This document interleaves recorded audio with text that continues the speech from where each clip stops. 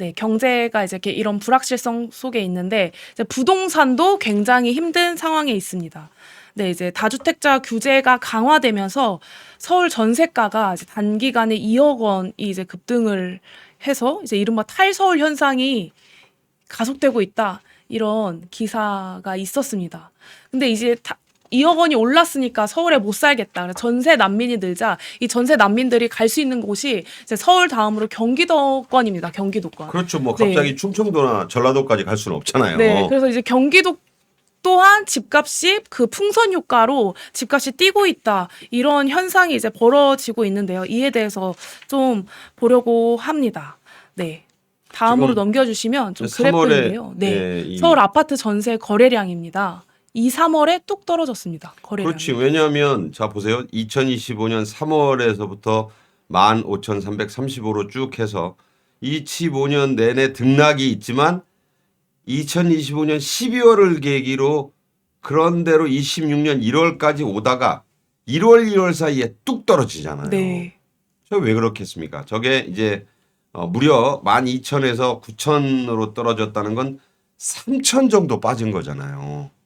전세 물량이 없죠. 네. 왜냐하면 그 지금 이 이재명 정권의 이 강력한 부동산 지금 그 억제 정책 네. 지금 전쟁 전에 기억해 보시면 이재명이 그 새벽이고 한밤중이고 부동산 관련 SNS를 막 날렸잖아요. 네. 그때 막 다주택자들에 대한 세금 중과 조치를 네.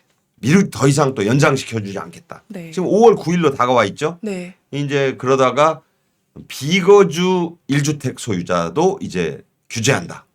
네. 그리고 6.3 지방선거가 지나고 나면 7월에는 부동산 보유세를 올린다. 네. 뭐 안 올린다고 말은 했지만 이게 지금 들썩들썩해요. 진성준 의원 네. 전 더불어민주당 정책위 의장이 얼마 전에 그 라디오에 출연해서 네. 아마 정부가 7월에 지방선거 끝나고는 부동산 보유세 인상을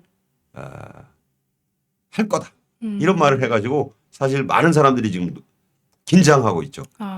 왜냐하면 지금 그렇게 전방위로 압박이 나오는데 서울 부동산 시장을 쭉 추이를 보면 네.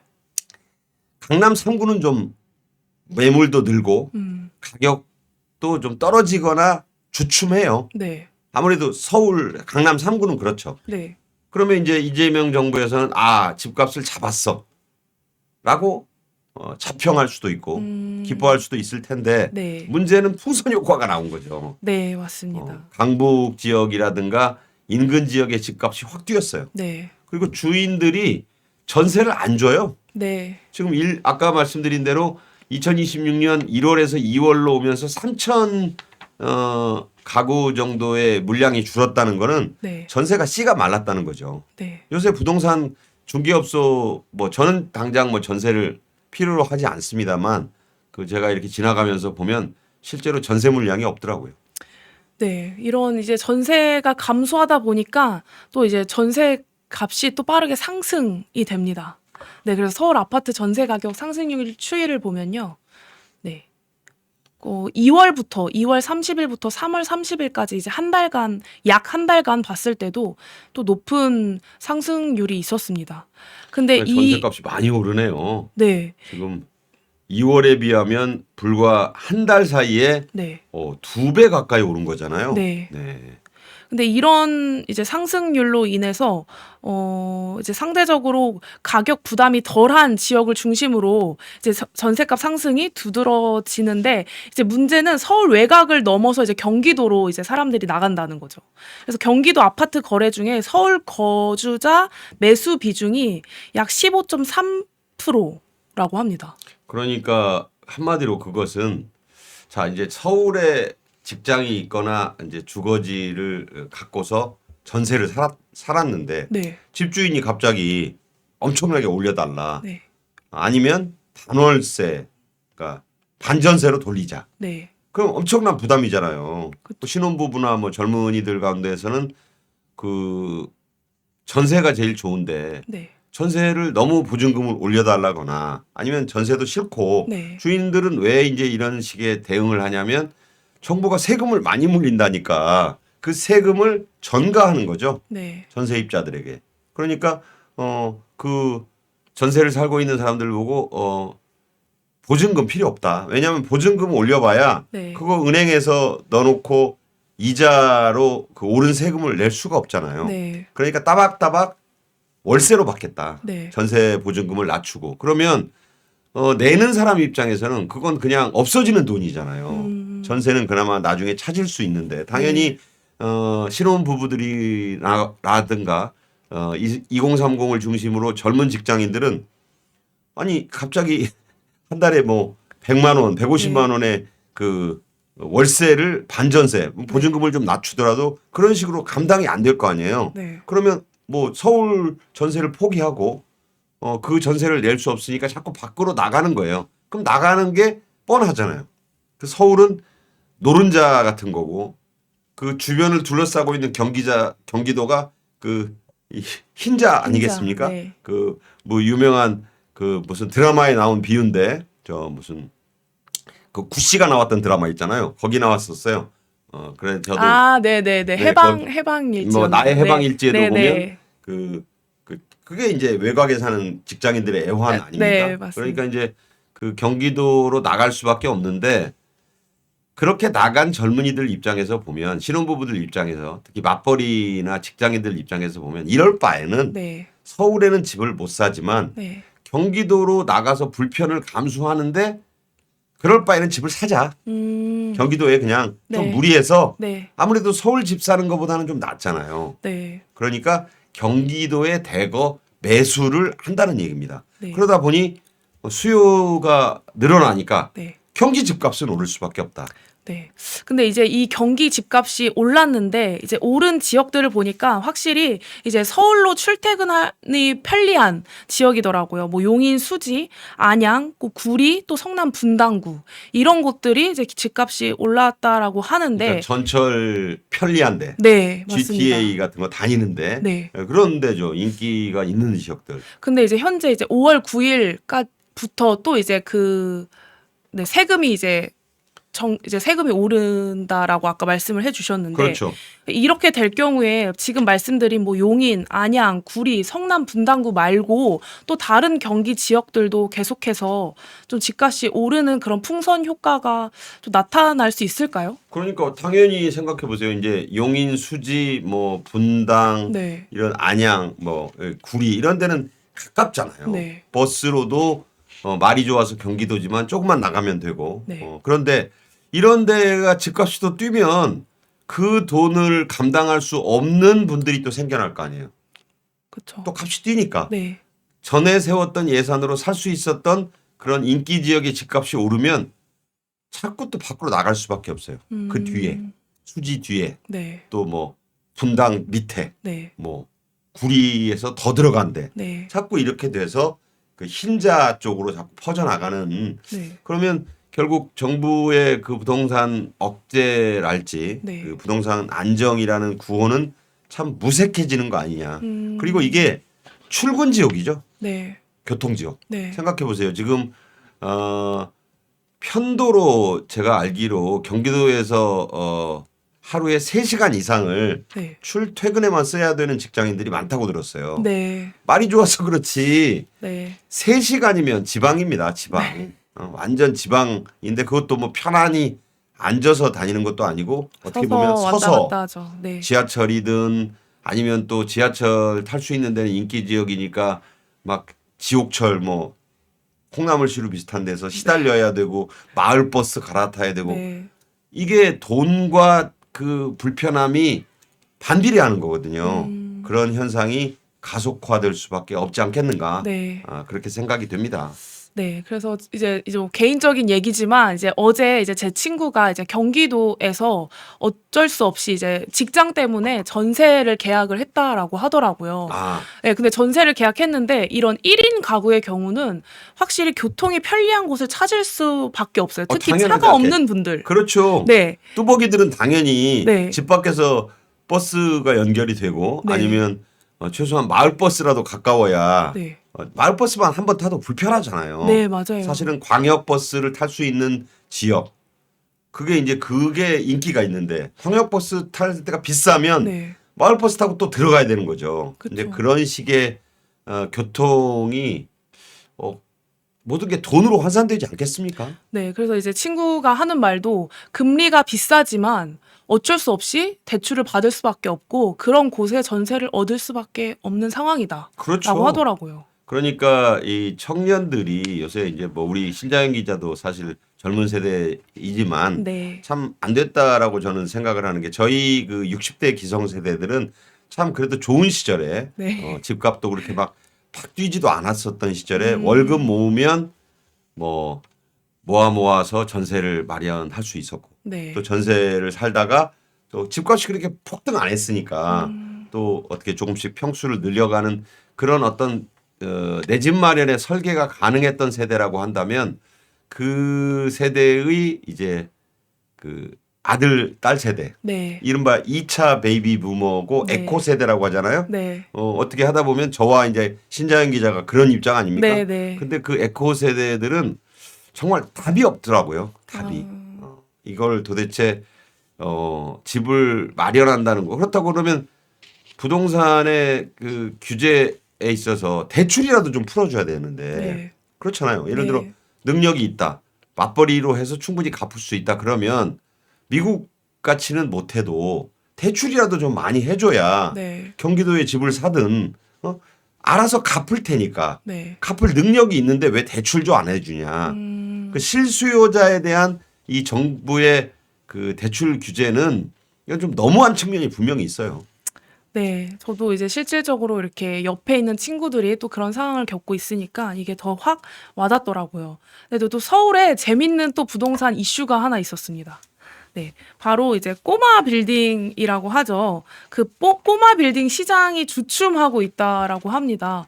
이제 먼저 이제 좀 꼬마 빌딩이 어떤 빌딩인지 또 어떤 투자자분들이 좀 사용하시는지 좀 설명 좀 부탁드릴게요. 빌딩 하면 이제 막 엄청나게 높은 고층 빌딩이나 강남의 테헤란로 좌우에 있는 빌딩만 생각하시지만 사실은 그런 것들은 이제 기업들이나 외국의 부동산 펀드 네. 이런 엄청난 수천억 원대 네. 도저히 손을 댈 수 없는 것들이고 이제 그 역세권 이렇게 해서 상가 건물들 있잖아요. 네. 3층 혹은 4층. 네, 5층까지. 네, 약간 또. 5층까지도 가능하고. 그러니까 우선 이 꼬마 빌딩의 특징은 상가 매매, 그러니까 상가를 많이 들일 수 있다. 네. 그러니까 이 부동산 투자로서의 가치도 가치지만 월세를 따박따박 받을 수 있다라는 그러니까 이제 주로 음식점, 네. 무슨 이런 또 맛집 이런 것들이죠. 혹은 무슨 어쨌든 젊은이들이나 이런 걸 상대로 하는 소상공인들이 들어와서 네. 장사하는 그런 빌딩을 말하는 건데 이게 이제 왜 그러면 주춤할까? 네. 적은 투자, 상대적으로 그래도 그 지역만 잘 고르면 네. 대출을 끼고 그렇게 큰 돈 없이 장만할 수가 있잖아요. 물론 건물주가 된다는 건 보통 일은 아니죠. 네. 그래도 네. 아무리 없어도 돈이 네. 몇십억 원은 들 테니까 네. 싸도 전세를 끼고 그래도 5, 6억 원 이상은 투자를 해야 된다. 그런데 이게 이제 요새 그 경기가 워낙 안 좋으니까 네. 장사가 안 돼요. 네. 그러니까 그 입주하시는 상인분들이 그 비싼 월세를 감당할 수 없어서 공실이 늘어나는 거죠. 저 꼬마 빌딩이 유지되려면 꽉 차고 네. 따박따박 월세가 나와야 되는데 그게 감당이 안 되는 분들이 이제 젠트리피케이션이란 말이 있잖아요. 그러니까 이제 그 대표적으로 어떤 그 맛집 거리가 형성이 됐는데 네. 월세가 자꾸 올라가니까 그 맛집을 만들었던 이 사업주분들 그러니까 영세하신 그런 그 맛집 주인들은 그 월세를 감당하지 못하니까 그곳을 떠날 수밖에 없어서 그렇게 해서 그 가로수길 같은 데가 대표적으로 네. 요새는 젠트리피케이션에 의해서 가로수길이 별 인기가 없어요. 네, 맞습니다. 그게 이제 그런 꼬마 빌딩들의 인기가 주춤하면서 그러니까 전에는 홍대 앞도 막 그 되게 그 인기가 있었고 네, 또 이대 신촌. 그렇죠. 이대 신촌은 신촌은 지금 난리가 나서 제가 그 근처를 한번 지나가 본 적이 있는데 최근에 네. 세 집 중에 한 집 이상이 공실이에요. 맞아요. 맞습니다. 종로는 이 지금 펜앤마이크가 있는 이 종로도 뭐 신 기자도 가끔 지나다 보면 알겠지만 네. 도로 그 종로 큰 대로변에도 공실이 많습니다. 네. 그게 다 알고 보면 꼬마 빌딩들이잖아요. 네, 맞아요. 제가 사실 20대 뭐 중반 정도만 했을 때도 저도 이제 꼬마 빌딩이라는 말을 들었었거든요. 그러니까 주변에 뭐 투자를 하시거나 아니면 투자를 하고 싶은 그런 분들이 아, 꼬마 빌딩에 투자를 해야 된다. 꼬마 빌딩은 우리도 가능성이 있다. 약간 그런 희망의 빌딩이었는데. 그렇죠. 네, 지금 이렇게 또 주춤. 그러니까 뭐 농구 선수 서장훈 씨가 빌딩주다 뭐 간물주란 말도 네네, 있잖아요. 건물주요. 그런데 그런 빌딩은 엄두를 못 낸다 해도 네. 잘 살펴보면 그 이면도로 약간 그러니까 큰 도로 말고 조금 안쪽이라 하더라도 잘 고르면 네. 그 알짜 투자를 해서 그 왜냐하면 이제 상가만 잘 입주가 되고 월세만 나오면 그런 부담을 끼고서 빌딩을 사고 그랬잖아요. 네. 그럼 그것대로 가치도 좀 올라가고 장사도 되니까 빨리 대출받은 것도 갚고 네. 이래서 이제 꼬마 빌딩에 대한 투자가 인기였는데 이게 이제 꼬여버린 거죠. 네. 장사가 안 되니까 네. 공실이 생기고 네. 공실이 생기니까 유지비는 들어가는데 네. 또 대출 이자는 부담이 되는데 갚을 길은 없고 그러니까 네. 꼬마 빌딩을 자기 돈을 탁 내고 산 사람들은 그렇게 많지 않다는 네, 뜻이죠. 맞아요. 그러면 이런 꼬마 빌딩이 주춤할 수밖에 없는 이런 현상이 지금 왜 좀 일어난다라고 보시나요? 그 말씀드린 대로 제가 보기에는 경기 침체와 맞물려 있다. 그럼 장사가 안 돼요. 그 소상공인들의 장사가 그렇죠. 안 이제 됨으로 인해서. 월세를 내야 되는 주체들이 워낙 영업이 안 되니까. 네, 지금 사실 경기가 우리나라가 이 전쟁 때문에 여러 가지 말들도 있습니다만 스태그플레이션 위기라는 말을 하잖아요. 네, 스태그플레이션이라는 건 뭐냐? 뭐 여러분 잘 아시다시피 경기는 침체가 돼 있는데 물가가 오르는 거 네. 최악이잖아요. 네, 그래서 인플레이션을 갖다 I의 공포라고 한다면 스태그플레이션은 S의 공포라고 그러잖아요. 네, 그 최악인 거죠. 지금 제가 보기에는 이 외식 물가가 너무 올랐어요. 맞습니다. 외식물가. 네, 외식 물가가 너무 올라가지고 좀 제가 알기로 10,000원 이하로는 점심 한 끼 해결하기가 밖에서 네. 거의 불가능하다고 저는 생각을 합니다. 네, 김밥 브랜드 김밥 하나에 그 거리 카페에 아이스 아메리카노 한 잔을 먹어도 10,000원이에요. 제가 네, 알기로는. 네, 그러다 보면 조금 그럴싸한 그래도 찌개나 뭐 국밥이라든가 이런 이른바 일품 점심을 먹으려면 12,000-13,000원. 네, 사실 그 가격을 감당하고 먹는 직장인들은 저는 많지 않다고 봅니다. 네, 그러니까 이제 구내식당으로 몰리고 이제 구내식당도 재밌는 현상이 있어요. 여의도의 직장인들이 여의도에서 밥을 안 먹고 다리를 건너가지고 따릉이 타고 따릉이 빌려 타고 영등포 시장까지 가요. 거기 영등포 시장에 시장 맛집이 있거든. 네, 네. 이게 이렇게 된 지가 몇 달째예요. 그래서 따릉이를 타고 가. 그래서 그런 식의 그 전통 맛집을 찾는 그러니까 넥타이맨 여의도 직장인들 증권사 다니고 나름 그래도 돈 좀 받는다는 그 직장인들도 워낙 이 외식 물가가 비싸니까 네. 영등포 시장으로 따릉이 타고 간다는 얘기가 있어요. 그게 또 이제 저 서울 강남에 가보면 영동시장이 그런 데예요. 영동시장 가보셨어요? 영동시장 네네 맛집 많아요. 네. 그런데 어디서 오냐? 저기 테헤란로 또 강남에 거기 오피스 빌딩 많은데 네. 거기서 영동시장까지 거기까지 와요. 근데 이제 그 수단이 걸어오기도 하지만 시간 아끼려고 따릉이 타고 온대요. 이게 왜 그러느냐? 아까 얘기한 외식 물가의 폭등. 네. 그러면 그런 직장인들이 그러니까 음식을 먹어줘야지 장사를 하는 그 해당 지역. 네. 여의도일 수도 있고 뭐 강남의 어떤 이런 데의 요식업이 안 되게 될 거 아닙니까? 네.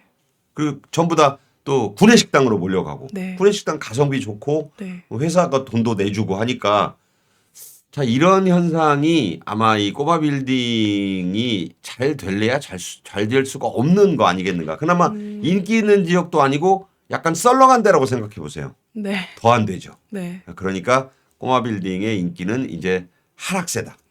주춤 이상이 될 수도 있을 것 같아요.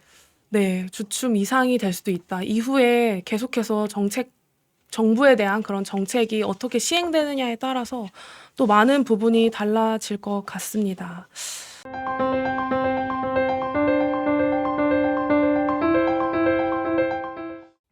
흐름을 읽으면 돈이 보인다. 펜앤 경제 TV.